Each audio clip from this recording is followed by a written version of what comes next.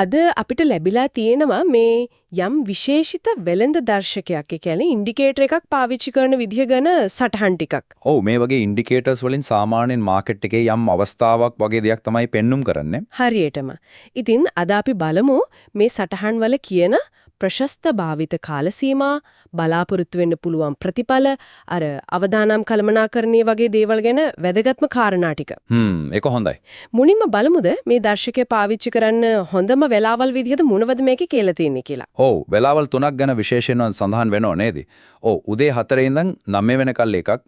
ඊළඟට උදේ 11 ඉඳන් 14 වෙනකල්. සහ හවස 16 ඉඳන් 20 වෙනකල්. එහෙම නේද? ඔව් ඔව්. ඒ කාල රාමුව වලට හේතුවකුත් මේ සටහන් වල දෙලවයි. කියන්නේ ඒ වෙලාවල් වල මාකට් එකේ යම් විශේෂ ගතිකයක් නැත්නම් වැඩි ක්‍රියාකාරීත්වයක් තියනවා කියලා. ආහා එහෙමද? ඔව්. උදාහරණයක් විදියට අර උදේ 4-9 කාලේ එතන මාකට් එකේ කබල චලනයක් තියෙනවා කියලා කියනවා. ඒ සමහර විට අර ලොකු මාකට්ස් ඕපන් වෙන ඕවර්ලැප් වෙන වෙලාවල් නිසා වෙන්නේ නැති නේද? වෙන්න පුළුවන්. ඒ නිසා ඒ වෙලාවට මේ ඉන්ඩිකේටර් එකකින් හොඳ ප්‍රතිඵලයන්න ඉඩ තියෙනවා කියලායි කියන්නේ. හරි හරි. ඒ වගේම අර උදේ 11:14 කාලේ පාරිභෝගික හැසිරීම ගැනත් සවස් 16:20 කාලේ මාකට් එකේ ධාරිතාව ට්‍රෙන්ඩ්ස් එහෙම පැහැදිලිව පේනවා කියලාත් කියනවා. ඔව් ඒ කාලවලට අදාළව යම් යම් දේවල් යාලා නිරීක්ෂණය කරලා තියෙනවා වගේ.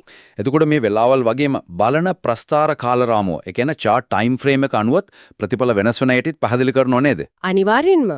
මිනිත්තු 15 chart එකයි මිනිත්තු 5 chart එකයි ගැන තමයි වැඩිපුරම කතා කරන්නේ. ඔව් මං දැක්කා. 15 මිනිත් එකේදී කොහොමද? මිනිත්තු 5 chart එකේදී නම් සාමාන්‍යයෙන් යාලා කියන්නේ පිප් 10ක් 20ක් වගේ take profit, ඒ කියන්නේ ලාභ ඉලක්කයක් තියාගන්න කියලා. පිප් 10ක් 20ක්. හරි. එතකොට 5 මිනිත් chart එකේ. 5 මිනිත් එකේදී කතාව ටිකක් වෙනස්. එතනදී කියන්නේ මාකට් එකේ අර පොඩි වෙනස් වීම් වලින් ප්‍රයෝජන අරන් පොඩි ලාභයක් අරගෙන ඉක්මනට ට්‍රේඩ් එකෙන් නැෂින් වෙන්න. කියන්නේ එක්සිට් වෙන්න කියලයි. ඒ කියන්නේ සමහර වෙලාවට අර වැඩිපුර නොයිස් එක කියන්නේ අනවශ්‍ය උච්චාවචන තියෙන නිසා වෙන්නේ නැති නේද? ඉක්මන එක්සිට් එකක්. ඔව් ඒක වෙන්න පුළුවන්. ස්කැල්පින් වගේ ටිකක්. හරි. එතකොට අපි විලාව ගැන කතා කළා, chart time frame එක ගැන කතා කළා. ට්‍රේඩ් එකකට ගියාට පස්සේ අර අවදානම කළමනාකරණය කරන එක, ඒ කියන්නේ stop loss එක. ඒක දාන තැන ගැන මොනවද කියන්නේ? ඔව් ඒකත් පැහැදිලිවම කියලා තියෙනවා. මේ ඉන්ඩිකේටර් එකෙන් ඊතලයක් ඇරෝ එකක් වගේ සිග්නල් එකක් දෙනවා කියලා තමයි පේන්නේ. එතකොට බයි සිග්නල් එකක්, ඒ කියන්නේ උඩට යන ඇරෝ එකක් ආවොත් ඒ ඇරෝ එකේ පහළ කෙළවරටලු ස්ටොප් ලොස් එක තියන්න ඕන. ඇරෝ එකේ පහළ කෙළවරට. හරි.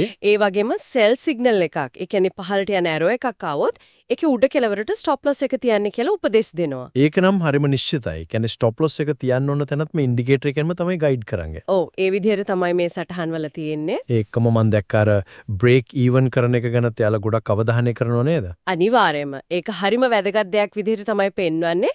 ට්‍රේඩ් එකක් යම් ලාභයකට ගියාට පස්සේ ස්ටොප් ලොස් එක අපි ට්‍රේඩ් එකට ඇතුළුන මිලටම ගෙනත් තියෙන එක. ඒ කියන්නේ එන්ට්‍රි ප්‍රයිස් එකටම SL එක කියන එක. හරියටම. එතකොට මාකට් එක අපි හිටපු නැති විදිහට අනිත් පැත්තට ගියත් අපිට ලොස් එකක් වෙන්නේ නැහැ නේ. බිඳුවෙන් බේරෙනවා. පාඩුවක් නැහැ. ඒක ලාභේ රැක ගන්න වගේම අනවශ්‍ය පාඩු වලින් බේරෙන්නත් හොඳ ක්‍රමයක් විදිහට තමයි මේකේ කියන්නේ. හොඳයි. එහෙනම් අපි අද මේ කතා කරපු සටහන් වලින් උකහා ගන්න පුන ප්‍රධාන කාරණා ටික බැලුවොත් මේ ඉන්ඩිකේටර් එකට හරියන විශේෂ විලාවල් 3ක් තියෙනවා. ඔව් බලන chart time frame එක 15 මිනිත්ද 5 මිනිත්ද කියන එක අනුව ට්‍රේඩ් කරන විදිහයි ලාභ ඉලක්කයි වෙනස් වෙනවා. ස්ටොප් ලොස් එක හරියටම තියන්න ඕන තැන ගැන කියනවා. ඔව් අර ඇරෝ එකේ අනුව. ඒ වගේම ලාභයක් තියෙද්දි බ්‍රේක් ඊවන් වලට ගේන්න එකේ වටිනාකමත් පැහැදිලි කරනවා. ඔව්. ওই ටික තමයි ප්‍රධාන වශයෙන්ම තියෙන්නේ. හැබැයි මෙතනදී අන්තිමට හිතන්න ඕන දෙයක් තියෙනවා. මොකද්ද? මේ සටහන් වල හරිම නිශ්චිත නීති වෙලාවල් ගැන කිව්වට මේ හැමදේම තමන්ගේම ට්‍රේඩින් ස්ට්‍රැටජි එකට තමන්ගේ රිස්ක් එක දරා ගන්න පුළුවන් ප්‍රමාණයට ගැලපෙනවද කියලා බලන්න ඕන.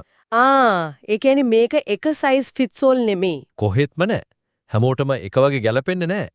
ඒ නිසා ඇත්ත සල්ලි දාලා ට්‍රේඩ් කරන්න කලින් මේ කියන දේවල් අර ඩෙමෝ account එකක හරි ටෙස්ට් කරලා බලන එක තමයි කරන්නම ඕන දේ. ඒක නම් ඇත්ත. මොකද නැත්තම් අනවශ්‍ය විදියට සල්ලි නැති වෙන්න පුළුවන්. අනිවාර්යෙන්ම. ඉතින් ඒක තමයි මේ වගේ ක්‍රමවේදයක් අනුගමනය කරන්න කලින් මතක තියාගන්න ඕනම කාරණාව.